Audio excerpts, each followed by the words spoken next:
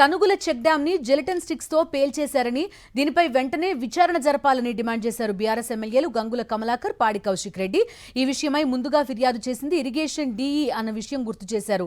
Check డ్యాంలు పేల్చిన వారిపై చర్యలు తీసుకోవాలని రాష్ట్ర వ్యాప్త ఉద్యమం చేస్తామని, అవసరమైతే కేంద్ర హోంమంత్రికి ఫిర్యాదు చేస్తామన్నారు. పేలుడు జరిగిందని నిరూపిస్తే రాజకీయ సన్యాసం చేస్తానన్న పెద్దపల్లి ఎమ్మెల్యే ఇప్పుడు మాట మార్చారని మండిపడ్డారు బీఆర్ఎస్ ఎమ్మెల్యేలు. ఈ రాష్ట్ర సంపదను కాపాడే ఉద్దేశంతో బీఆర్ఎస్ పార్టీ ముందుకుంటే, ఎందుకంటే గతంలో ఇవన్నీ కట్టించింది మా ప్రభుత్వమే. రైతులకు మేలు జరిగే విధంగా, పంట పెరిగే విధంగా నీళ్లను తీసుకొచ్చింది కూడా మా ప్రభుత్వం కాబట్టి ఈ కాపాడాల్సిన బాధ్యత కూడా మా ఉంటుంది కాబట్టి దీని మీద అందుకే చాలా ప్రెజర్ చేసుకొని ఉద్యమం చేపట్టడం జరుగుతుంది. మాకు నమ్మకం ఉన్నది. కలెక్టర్ గారు ఇమీడియట్ జ్యుడిషియల్ ఎంక్వైరీ చేస్తా అని చెప్పారు. దీని తర్వాత రాష్ట్ర వ్యాప్తంగా తీసుకుపోతాము. అవసరం ఉంటే ఢిల్లీ కూడా పోయి హోమ్ మినిస్టర్ కలుస్తాం. ఎందుకంటే ఇలాంటి జిలిటన్ పేలినంటేనే భయప్రాంతం గురైపోతుంది కాబట్టి దీన్ని ఇమ్మీడియట్ గా ఆ జిలిటన్లు ఎక్కడి నుంచి వచ్చినాయి, ఎక్కడి నుంచి ఆ పూస వచ్చింది, ఎక్కడి నుంచి హోల్ జరిగింది కాబట్టి దీన్ని ఎంక్వైరీ చేయాలని చెప్పి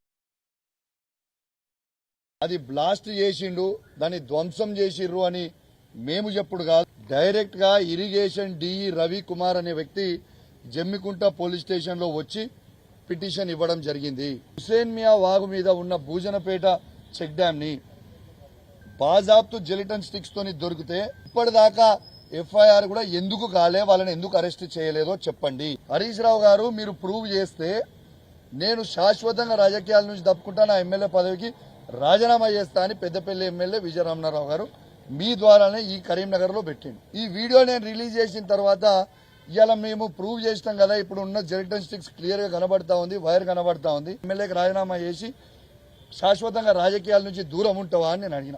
ఒక 500 మంది తోని ఫోన్లు చేపిస్తా ఉన్నారు, ఏమని బెదిరిస్తా ఉన్నారు ఫోన్లు చేసి.